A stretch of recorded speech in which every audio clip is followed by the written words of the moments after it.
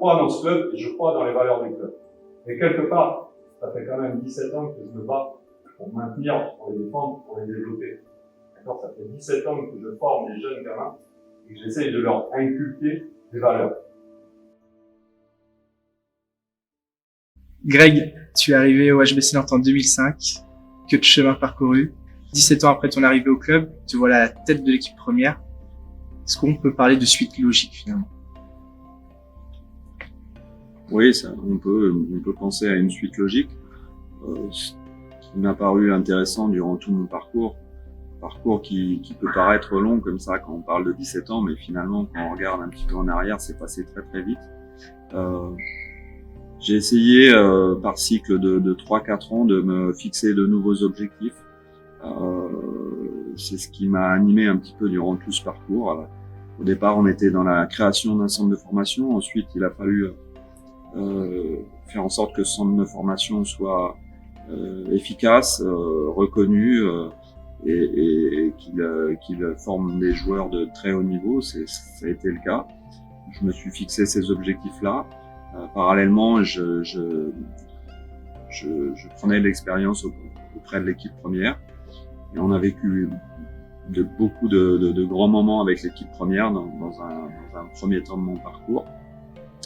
Et puis après, j'ai voulu me recentrer un petit peu sur la formation. Là, je suis passé plutôt directeur du centre de formation où j'ai essayé de recréer une dynamique autour du centre de formation, de remettre des bonnes bases de travail de 2016 à 2019. Je pense qu'on a créé une structure qui fonctionne aujourd'hui très bien. Et puis après, un nouveau défi en 2019. Je pense que j'avais là pour le coup fait le tour un petit peu de toute mon activité autour de la formation. Et Gaël, le président, m'a confié le rôle de directeur sportif et d'entraîneur adjoint. Deux casquettes un petit peu différentes, mais qui m'ont permis aussi de développer des compétences nouvelles.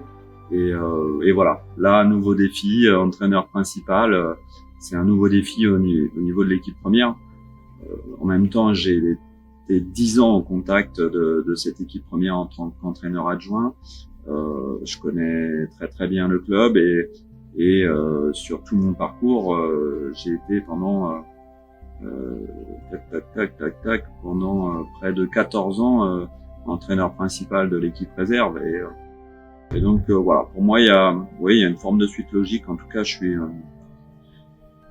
suis plutôt un numéro 1 qu'un numéro 2, ce qui est assez paradoxal parce que j'ai exercé pendant 10 ans la fonction de numéro 2, mais j'étais toujours le numéro 1 du centre de formation, donc ça me permettait de trouver un équilibre dans mes différentes fonctions. On dit de toi que tu es un homme de club qui aime les défis, justement. Est-ce que tu peux nous dire quel type de coach tu es? J'ai besoin de me retrouver dans les valeurs d'un club. Et je m'y retrouve. Au HBC Nantes. Donc oui, on peut dire que je suis un homme de club.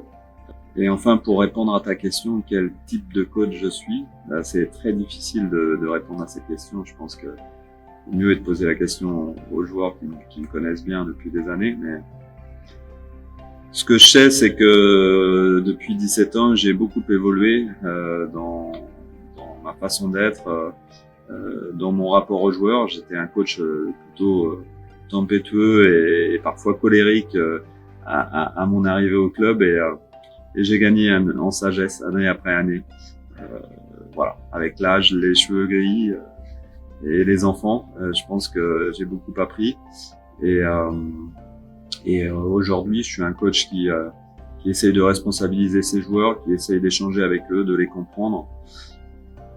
Il y a une chose qui m'importe, c'est que les objectifs individuels des joueurs soient au service du collectif. Tu prends les rênes de cette équipe assistée par un staff que tu connais bien. Est-ce que tu peux nous les présenter? Alors d'abord, il y a mon adjoint Dimitri Florence, que je connais depuis longtemps parce que c'est un entraîneur de la région.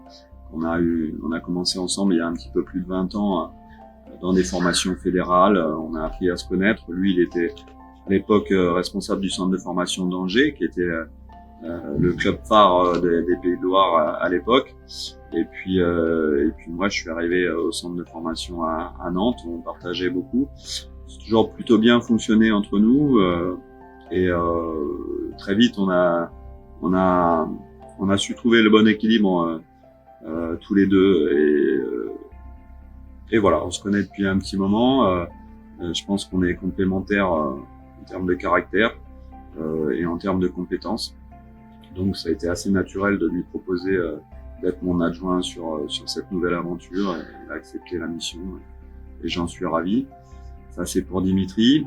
Ensuite, dans le staff, on a des personnes importantes au niveau du staff médical. On a un kiné qui s'appelle Adrien Couty, qui fait beaucoup de boulot à la fois dans le soin des joueurs, mais aussi au niveau de la réathlétisation, au niveau du lien qu'il peut avoir avec le médical, etc., etc.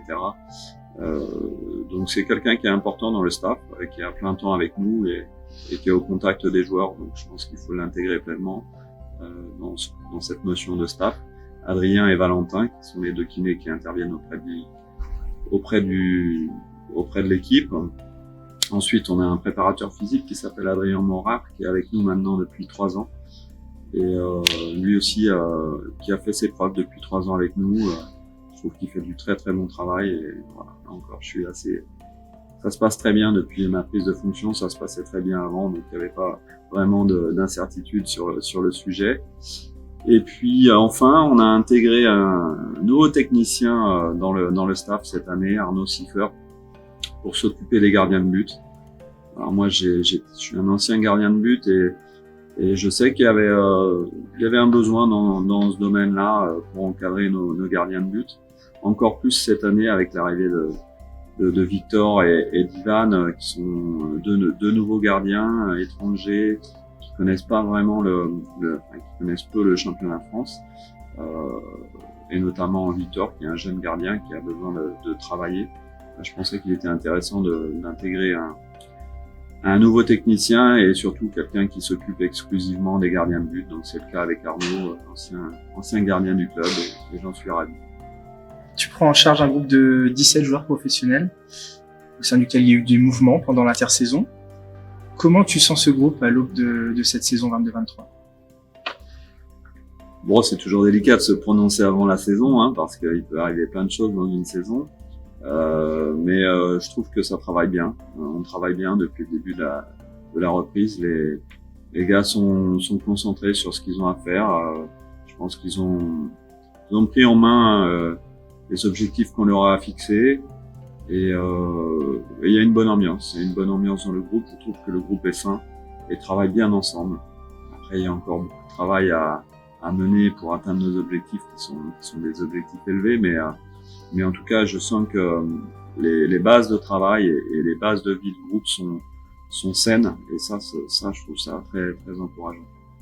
Justement, les ambitions cette saison, Greg. Les ambitions cette saison, c'est de se qualifier à nouveau pour la Ligue des Champions, pour la 2e année consécutive. C'est de faire un beau parcours aussi dans cette Ligue des Champions, parce que quitte à y participer, il faut aller le plus loin possible. Donc au minimum atteindre le 8e de finale, et puis après dans les matchs à élimination directe, on sait que tout peut se passer, donc on va essayer d'aller le plus loin possible. Et puis enfin, pourquoi pas gagner un nouveau titre national. Je crois que tous les joueurs de haut niveau, tous les entraîneurs ont envie de gagner des titres, et ça marque l'histoire d'un club. Donc voilà, pourquoi pas gagner un nouveau titre également sur la scène nationale. Tu as vu le club grandir, les salles se remplir ici à Nantes, des supporters du H toujours plus fidèles. Est-ce que tu peux nous dire en quoi ce peuple violet est si particulier également ? Ouais, effectivement, je suis au club depuis 17 ans, mais je venais déjà voir les matchs du HBC Nantes dans la fin des années 90, et j'ai connu un public un peu moins nombreux, une ferveur un peu moins importante dans ces années-là, c'est normal, hein. Et j'ai vu cette ambiance se développer, ce public arriver de plus en plus nombreux.